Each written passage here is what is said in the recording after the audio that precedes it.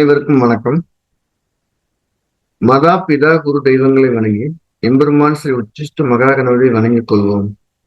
அனைவருக்கும் நீண்டாயில் நிறைந்த செல்வம், உயர்ந்த புகழ், மெய்ஞானம், பேரறிவு, பிரசன்ன ஞானம், பிரபஞ்ச அறிவு அனைத்தும் நிரம்ப கிடைக்கட்டும்.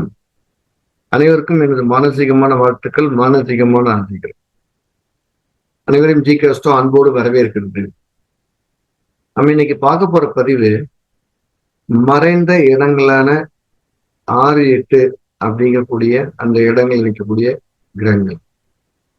என்னுடைய ஆய்வின் அடிப்படையில 6ல ஒரு கிரகம் தனியா இருக்கலாம், இல்ல 2 கிரகம் கூட இருக்கலாம், 2க்கு மேற்பட்ட கிரகமும் இருக்கலாம்.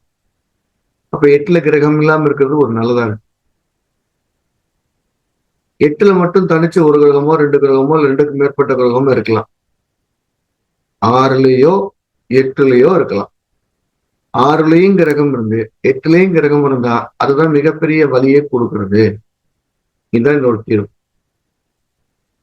எனக்கு 6ல ஒரு கிரகம் திசை நடத்துது, இல்ல கோச்சாத்துல ஒரு கிரகம் 6ல பயணிக்குதுன்னா பயப்படாதீங்க. 8ல கிரகம் இருக்கான்னு பாருங்க. இருந்தா அது கொஞ்சம் ஜாக்கிரதையா இருக்கும். 8ல ஒரு கிரகம் தசை நடத்துது, புத்தி நடத்துது, இல்ல கோச்சாத்துல 8ஆம் இடத்துக்கு ஒரு கிரகம் வருதுன்னா 6ல ஒரு கிரகம் இருக்கான்னு பாருங்க. இருந்தா தொந்தரவு. நான் சொன்ன மாதிரி மறுபடியும் 6லயோ 8லயோ கிரகம் இருந்ததுன்னா பயம் இல்லை. 6லயும் 8லயும் கிரகம் தான் பயம். நல்லா கவனிச்சுன்னா சரி. 6ல ஒரு கிரகம் வந்து தசையோ புத்தி நடிச்சுன்னா அந்த பிரச்சனையே அது வளர்த்த போகுது. அது நல்ல ஞாபகம். அந்த பிரச்சனை ஒரு கடன் 6ஆம் இடத்துல நிற்கக்கூடிய கிரகம், ஒரு கடனை வாங்குறீங்க, அந்த கடன் இன்னும் 2 மடங்கா மாற போறது 8ல நிற்கிற கிரகம் சொல்லுது. 8ல கிரகமே இல்லை, 6ல நிற்கிறவங்க கடனை வாங்கும், கடனை அடைக்கிறதுக்கான வழியும் சொல்லி கொடுத்துட்டு போயிடும். வாங்கின கடனால அவமானம் வரும்னா 8ஆம் பாவம் தான் மூல காரணம். அப்ப 8ல ஒரு கிரகம் இருக்குன்னா அந்த கடனால அவமானமோ கெட்ட பெயரோ மன வலியோ ஊரை விட்டு ஓடி போறதோ அது நிச்சயது. அப்ப 6ஆம் இடத்துல இருக்கக்கூடிய கிரகம் செய்யக்கூடிய தவறை 8ஆம் இடத்துல இருக்கக்கூடிய கிரகம் அதிகப்படுத்துது அப்படிங்கிறது தான் நம்முடைய ஐயோட விடிவு. 1. 2வது, 6ஆம் இடத்துல நிற்கக்கூடிய ஒரு கிரகம் நமக்கு வழக்கு கொடுத்ததுன்னா அந்த வழக்கை முடிக்க விடாம இழுன்னு இழுத்து ஜாதகரையும் செல்வத்தையும் குறைக்க வைக்கிற வேலையை 8ஆம் இடம் செய்யுது. 3வது, 6ஆம் இடத்துல கூடிய கிரகம் ஒரு நோயை கொடுத்தா அந்த நோயை தீர விடாம, குணமாக விடாம, ஊனமாவோ குறைபாடவோ மாற்றுற வேலை 8ஆம் இடம் செய்யும். 6ல ஒரு கிரகம் இருந்து நோய் மட்டும்தான் அந்த நோய் குணமாகிறது. 6ல ஒரு கிரகம் இருந்து 8ல ஒரு கிரகம் இருந்தா அந்த நோய் சீக்கிரம் குணமாகாம அந்த நோயுடைய அடுத்த கட்டத்தை கொடுத்து அதுல இருந்து பிரச்சனை ரைஸ் பண்ணி அவருடைய பொருளாதாரமோ உடல் பலமோ மனபலமோ பாதிச்சதுக்கு பிறகுதான் நோய் குணமாகாம இறந்து கூட போயிடுறான். விதியை மறுபடியும் ரிமைண்ட் பண்ணி பார்ப்போம். 6லயோ 8லயோ கிரகம் இருக்கிறது நல்லது. அது கூட நம்ம ஏற்றுக்கொள்ளக்கூடிய நிலைமையில நல்லது. 6லயும் 8லயும் கிரகம் இருந்தா, 2லயும் கிரகம் இருந்தா அது மிகப்பெரிய வலிகளை தருகிறது. அதனாலதான் எந்த விதத்திலையும் கருத முடியாது. இதுல இன்னொரு பாயிண்ட் ஆஃப் வியூல பார்த்தோம்னா 6ல ஒரு கிரகம் இருக்கு 8ல ஒரு கிரகம் இருக்கு அப்படின்னா நடுவுல இருக்கக்கூடிய பாவம் 7ஆம் பாவம் அது ஒரு பாவகத்திரியில ஒரு மாட்டிக்கலாம், இல்ல சுபகத்திரியில மாட்டிக்கலாம். ரெண்டுமே அவஸ்தை. பாவகத்திரியில மாட்டுச்சுன்னா நீ ஏன் அங்க பண்ண, ஏன் இங்க பண்ண டார்ச்சரா இருக்கும், ஒரு பொசசிவ் அன்பா இருக்கும். சுபகிரகத்துல இருந்தா அது ஒரு பாசிட்டிவ் அன்பா இருக்கும். ஆனா அதை விட்டு உங்களால வேற வேலை செய்யவே முடியும். ரெண்டுமே தொந்தரவு தான். தொந்தரவுனால கண்ணீர் வந்தது வலிக்குதுன்னா அது பாவகிரகம். தொந்தரவுல வேற வேலை செய்ய முடியல, வளர்ச்சி இல்லைன்னா சுபகிரகம். அது ரெண்டுமே நமக்கு 7ஆம் இடத்தை தொந்தரவு செய்யக்கூடிய கிரகம் இருக்கலாம். அப்ப 6லயும் 8லயும் ஒரு கிரகம் இருக்கும்போது அது கத்திரி யோகமாக 7ஆம் பாவத்தை கடுமையாக பாதிப்பதற்கோ, இல்ல ஜாதகரை செயல்படாமல் பண்ணுவதற்கோ, இல்ல கூட்டாளியோடு சேர்ந்து தொழில் பண்ண முடியாம ஸ்தம்பிச்சு நிற்கவோ காரணமா இருக்கு. அதனால நமக்கு இந்த மறைந்த பாவங்கள் 2ல ஒரு கிரகம் மட்டும் இருப்பது நல்லது. அடுத்து இன்னொரு விதி. நமக்கு தசாபுத்திகளுடைய வரிசைகளை பத்தி தெரியும். சூரியனுக்கு அடுத்து சந்திரன், சந்திரனுக்கு அடுத்து செவ்வாய், செவ்வாய்க்கு அடுத்து ராகு, ராகுக்கு அடுத்து குரு, குருக்கு அடுத்து சனி, சனிக்கு அடுத்து புதன், புதனுக்கு அடுத்து கேதுன்னு நம்ம படிச்சிருக்கோம். இப்படிதான் நடந்துட்டு இருக்கு.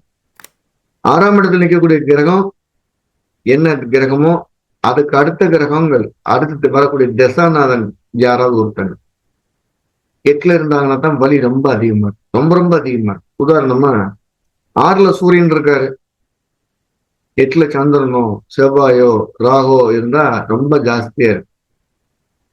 ஏன்னா சந்திரன் சூரியனுக்கு அடுத்து வரப்போற தசை சந்திரன், சூரியனுக்கு அடுத்து வரப்போற புத்தி சந்திர புத்தி. அது அடுத்து வரக்கூடிய 3 கிரகத்துல எது ஒண்ணு இருக்கலாம். சூரியனுக்கு அடுத்து வரப்போ அடுத்து 3 எது? சந்திரன் செவ்வாய் ராகு. இந்த 3ல ஏதோ ஒண்ணு வந்தா வலி அதிகமா. இப்படி இருக்குன்னு வச்சுக்குவோம். 6ஆம் இடத்துல குரு இருக்காரு, 8ஆம் இடத்துல சனி இருக்கு. குருக்கு அடுத்த திசை சனி திசை. கடுமையான பலியை கொடுத்துருங்க. அது எந்த ஒரு மாற்று கருத்தையும் இல்லை. 6ல புதன் இருக்கு, 8ல குரு இருக்கு. புதனுக்கு அடுத்த திசை குரு திசை வராது. அதோட வழி அளவாத்தான் இருக்கும். அப்படி ஞாபகம் வச்சுக்கலாம். இது ஆய்வு நம்பர் 3. நம்ம ஆய்வு நம்பர் 4.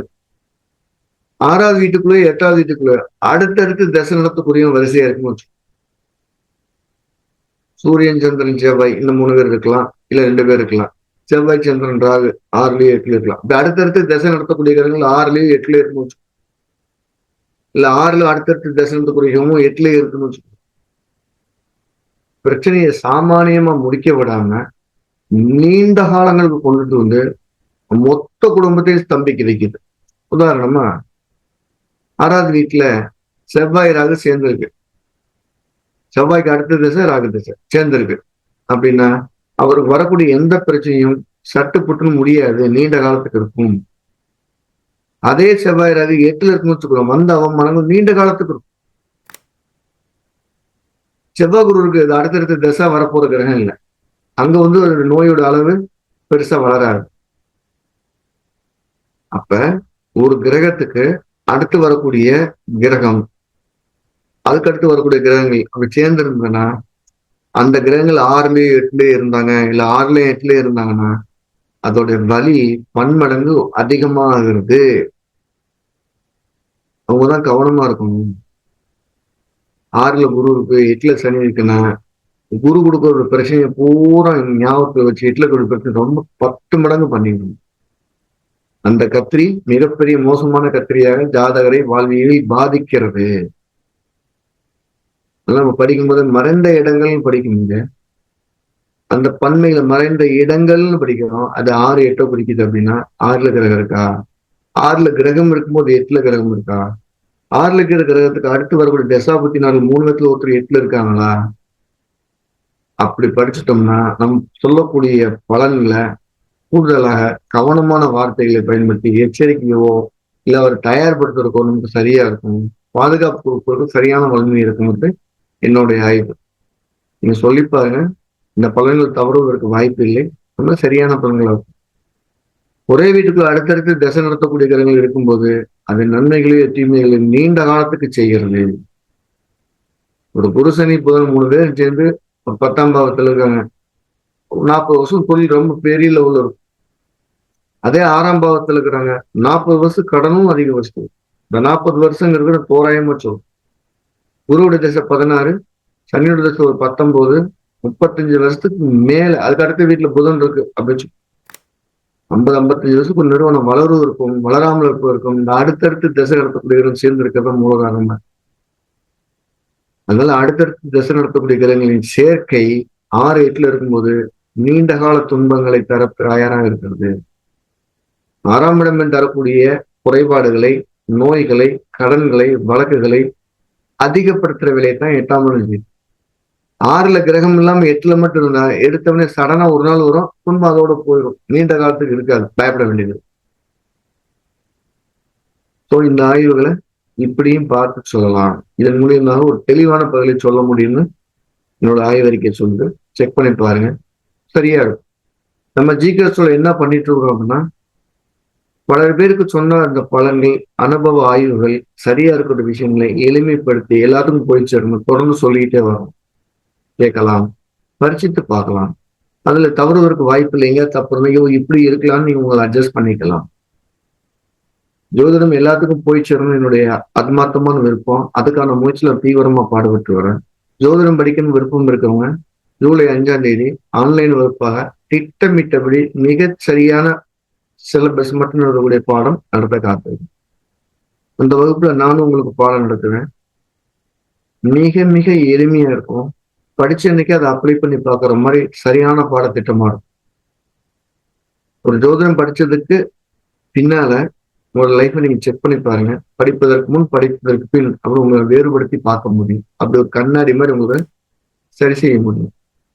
ஏற்கனவே எனக்கு ஜோதிடம் தெரியும், எனக்கு அடுத்த மேல்நிலைக்கு நான் நிறைய பலன் சொல்லணும், இன்னும் அதிகப்படியான ஆய்வுகள் தேவைப்படுது அப்படிங்கிறவங்களுக்காக நம்ம ஜூன் 21, 22, 23 இந்த நாள்ல, ஜூன் 21, 22 இந்த 2 நாள் சென்னையில நம்முடைய அலுவலகத்துல நேரடி வகுப்பா நடக்க காத்திருக்குது. இரு ஜாதக கூட்டு விளைவுங்கிற தலைப்புல 2 நாள் வகுப்பாக ஜூன் 21, 22 நடத்த காத்திருக்கும். படிக்க விருப்பம் இருக்கவங்க தாராளமா கீழே நம்பர்ல முன்பதிவு செய்துக்கலாம். நம்ம வெறும் ஜாதகங்களை மட்டும் இல்லாம பிரசனத்திலையும் அதிகமாக கவனம் செலுத்திட்டு வர்றோம். அதுல யாராவது பிரசனம் படிக்கணும் விருப்பம் இருக்கிறவங்க சோழி பிரசனம் அப்படிங்கக்கூடிய ஒரு பிரசன முறைய 3 நாள் நல்லது. ஜூலை 10, 11, 12 இந்த 3 நாளும் சங்கரங்கோயில்ல நேரடி வகுப்பா நடத்த காத்திருக்கும். தர்மனம் என்ன, அப்படி இருக்கிறது எப்படி உணர முடியும், அப்படி எப்படி நம்ம ஒரே மாதிரியான குடும்பங்களும் வருது, தோஷம்னா என்ன, அது இருக்குதா, உண்மையிலேயே அது வேலை செய்தா, எல்லாத்துக்குமே பரிகாரம் உண்டா இல்லையா, ஏன் பரிகாரம் பண்றாங்க, ஏன் பண்றது இல்லை, பண்ணாதவன் நல்லா இருக்கேன், பண்றவன் கஷ்டப்படுறானே, இதுக்குள்ள என்ன காரணம் அப்படின்னு நம்முடைய முன்ஜென்ம வினைகள் கர்மாக்களை நோக்கிய பயணத்தை மேம்படுத்துவதற்காக, தெரிந்து கொள்வதற்காக, தெரிந்து சரி செய்து கொள்வதற்கான பயிற்சியாக சிறந்த பயிற்சியா இருக்கும். ஏதோ படிச்சோன்னு சொன்னோம்னு இல்லாம மிகச்சரியாக அனுபவத்தில் கூடிய விதிகளை மட்டுமே இங்க பயன்படுத்தணும். அதுதான் முக்கியம். நான் படிச்சதுக்கப்புறம் சொல்லிக் கொடுக்கணும்னா உங்களுக்கு ரொம்ப போர் அடிக்கும். ஏன் நடைமுறைக்கு சரியா தப்பான்னு தெரியாம போயிடும். இப்ப நான் படித்த விதிகள்ல எது மிகச்சரியா இருக்குன்னு உரசி பார்த்து உண்மை என்று உணரப்பட்ட விஷயத்த மட்டுமே பாடங்களா வச்சிருக்கோம்.